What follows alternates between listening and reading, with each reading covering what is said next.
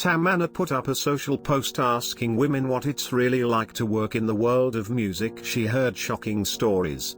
The women who were getting abused by older, more powerful men who held the keys to their careers. Amy from a band called Monroe says she got a record deal. She later decided to go solo in 2017 and later was introduced to a music producer. She went with him to a local bar in this crowded smoking where the producer touched her breast. Immediately she said, "Don't do that again." At a house party later that night things got worse. Amy says remember him just punching her right up the skirt and he tried to just his fingers inside of her underwear. She turned around and said, "If you do that again I'll slit your throat." They later went outside and she was asking for a taxi. He grabbed her. He starts dragging her along the street. At that moment she knows that she will be raped. Luckily enough she was able to get into a taxi and the taxi driver dragged him to get out of the taxi.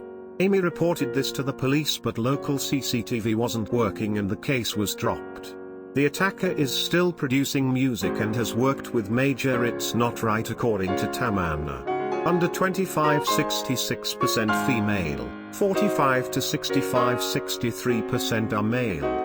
Kimora joined by managers Cherry and Crystal.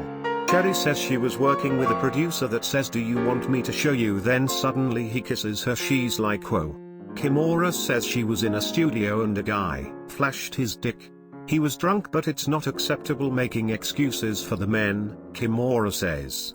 The engineer that was with him at the time did not do anything like it was normal behavior.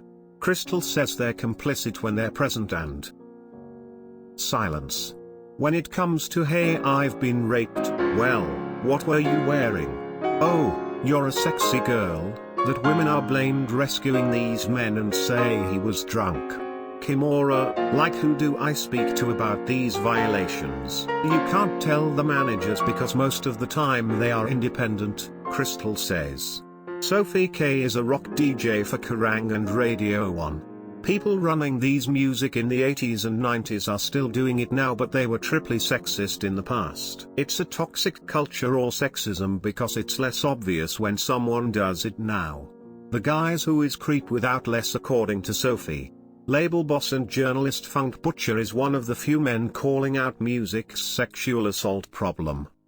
He believes it's tied into men's relationship with power. That we seem to put artists on pedestal, that's become a big problem because victims are drowned out. Gloria Allred, women rights lawyer, says women depend on her to be strong, assert and superstar DJ Kristen was brave to expose him to DJ Eric at a party where they played a gig together. Kristen says she was comfortable enough to make sure we can hang out with herself, other girls and her boyfriend knew where she was. She got to a house called Dr. Jekyll and Mr. Hyde. He started coming on to Kristen. She reacted to him and she is not comfortable. Eric later followed Kristen out, apologized. Kristen went back to the house because she did not want to mess her career. Eric fell asleep on the couch. She started to feel drowsy, so she went and looked for a place to sleep. She walked into a room, hit the bed and it was light out from there. She woke up in a panic and realized she was naked. At some point she had flashbacks of Eric raping her. Kristen fled the house even though he was a famous DJ that could make or break her career. She thought about her daughter that time and called the police. He was arrested by the police. Eric denied sexual contact made with Kristen. DNA test results came back and proved that was a lie. The police also found a rape drug in her system. 3 days before he was due in court he overdosed with ketamine.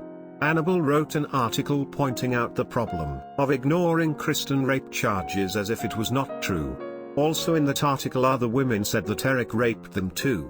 A survey found 85% of people who said they'd experienced sexual assault in the music business never reported it. Serena and Jamila, that women did not belong in the metal rock band when there is a naked woman on the album cover or the groupie. Refused entry to their own concert because security did not think they were in the band.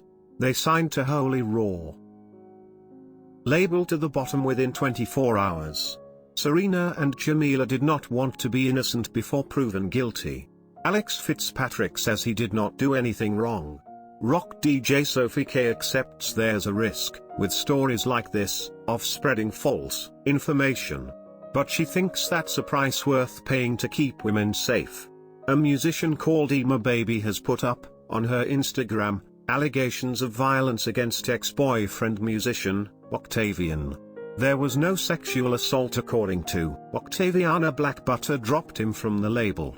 Hannah says Octavia that by summer 2019 she was pregnant but forced her to get an abortion. He also attacked him according to Hannah.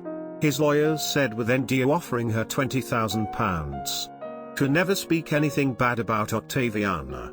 The label denied it and wanted her to shut down quite some of the music he was playing. It was nasty to women like the song In My Head. However, Hannah reports this in an article saying this thing label could easily deny it because 2 weeks later she was seen with him. Matthews says Andy Solo 45 would have a relationship with that will be casual or informal and then a filmed interrogation turn into rape. He went to jail for it.